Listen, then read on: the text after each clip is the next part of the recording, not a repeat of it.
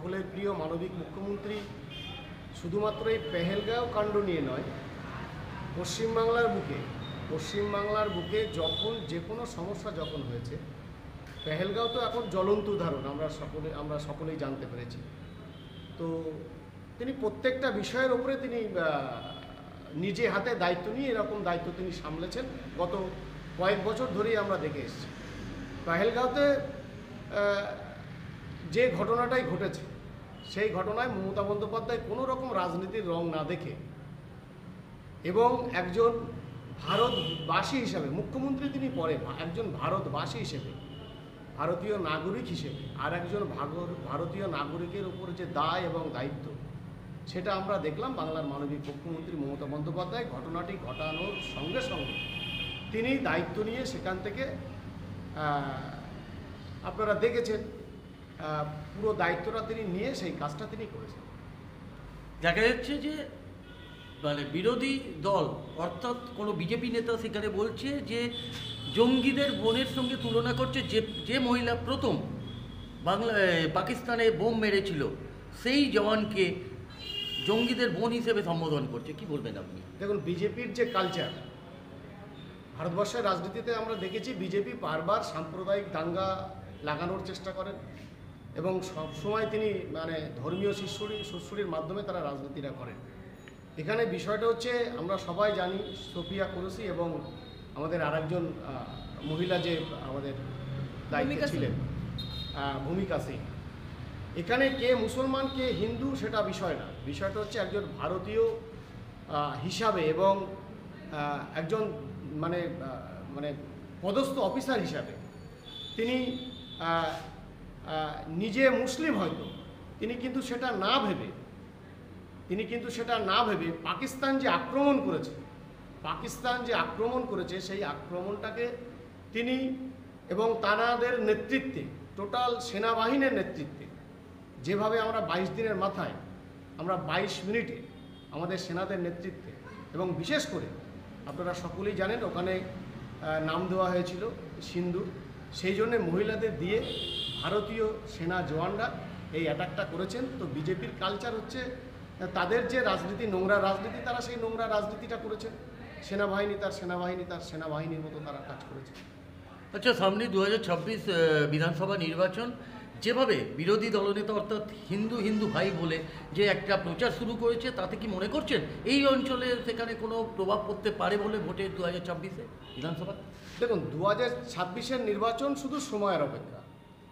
বাংলার জননেত্রী মমতা বন্দ্যোপাধ্যায় যখন জাতীয় নির্বাচন কমিশনার যেদিনই ডেট ঘোষণা করবেন, বাংলার মুখ্যমন্ত্রী মমতা বন্দ্যোপাধ্যায় টোটাল ক্যান্ডিডেট নিয়ে তৈরি আছে। এখানে হিন্দু তাস খেলে কিছু হবে না।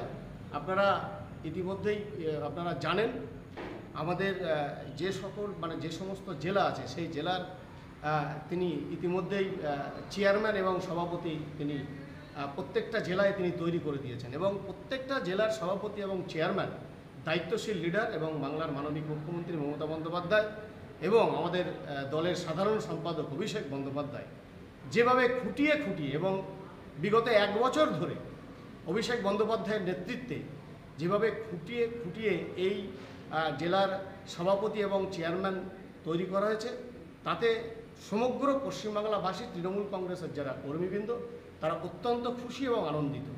বিশেষ করে আমি আমার জেলা নিয়ে বলবো, আমাদের উত্তর 24 পরগনা জেলার মধ্যে আমাদের বসিরহাট সাংগঠনিক জেলা, আমাদের এখানে একটা শক্ত ঘাঁটি তৃণমূল কংগ্রেসের এবং সেই শক্ত ঘাঁটি জায়গায় মমতা বন্দ্যোপাধ্যায়ের নেতৃত্বে, আগামী দিন অভিষেক বন্দ্যোপাধ্যায়ের নেতৃত্বে এই বসিরহাট সাংগঠনিক জেলাটা যাদের চোখ দিয়ে দেখা হবে, সেই আমাদের জেলার চেয়ারম্যান একেবারে 1998 সাল থেকে তিনি আমাদের দলের সঙ্গে আছেন, দলের ঝান্ডা বয়ে বেড়াচ্ছেন, আমাদের সকলের প্রিয় সরোজ বন্দ্যোপাধ্যায় মহাশয় এবং একেবারে কলেজ রাজনীতি থেকে উঠে আসা, ছাত্র রাজনীতি থেকে উঠে আসা আমাদের বুরহানুল হক মুকাদ্দিম লিটন দা, তার নেতৃত্বে জুনিয়র এবং সিনিয়রের যে মেলবন্ধন আমরা আমাদের দলে আমরা দেখতে পাচ্ছি। আমরা অত্যন্ত গর্বিত এবং আনন্দিত এবং এখান থেকে আমাদের যে কটা বিধানসভা সিট আছে আমরা বিগত দিনের থেকে বেশি ভোটে আমরা জয়লাভ করব। আর 26-এর নির্বাচনে আমি অভিষেক বন্দ্যোপাধ্যায়ের কথা ধরেই বলি, আমরা 210-এর ওপরে সিট পাবো, এ বিষয়ে কোনো সন্দেহ নেই। তো হিন্দু মুসলমানের তাস খেলে এখানে কোনো কিচ্ছু করা যাবে না। এখানে আমাদের আমাদের ভোটটা হবে উন্নয়ন দেখে। বাংলার মানবিক মুখ্যমন্ত্রী মমতা বন্দ্যোপাধ্যায় প্রায় 80-85 খানা প্রকল্প এনে দিয়েছেন। সেই প্রকল্প দিয়ে আমাদের আগামী দিনের আমাদের কর্মসূচি আমরা মাঠে নামব। বিজেপির কি আছে? বিজেপি কিচ্ছু দিতে পারে।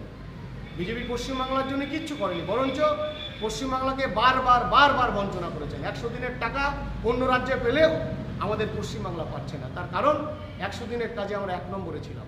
আজকে সেই 100 দিনের কাজটাকে গরিব মানুষের ভাতে মেরে দেওয়ার যে প্ল্যান পরিকল্পনা আজকের যে নরেন্দ্র মোদী সরকার করেছে, বাংলার মানবিক মুখ্যমন্ত্রী মমতা বন্দ্যোপাধ্যায় কথা দিয়েছিলেন যে 100 দিনের টাকা আমি আমার ফান্ড থেকে দেবো, সেটা তিনি করে দেখিয়েছেন। পশ্চিমবাংলার মানুষ খুব খুশি, আমার জেলার মানুষ খুব খুশি, এবং আমাদের এই ব্লকের মানুষ খুব খুশি, এবং সর্বোপরি আমাদের যে পঞ্চায়েতের কথা বললেন, এই পঞ্চায়েত থেকেও আমরা আগামী বিধানসভাতে অনেক ভোটে আমরা জয়যুক্ত করব। আপনার নামটা? আমার নাম এমডি মিনাজুল ইসলাম। আমি প্রাক্তন প্রধানের আমি প্রতিনিধি, এবং বর্তমানে আমি এই অঞ্চলের যুব তৃণমূল কংগ্রেসের সভাপতি। আমার নাম মিনাজুল ইসলাম বাবু। অসংখ্য ধন্যবাদ।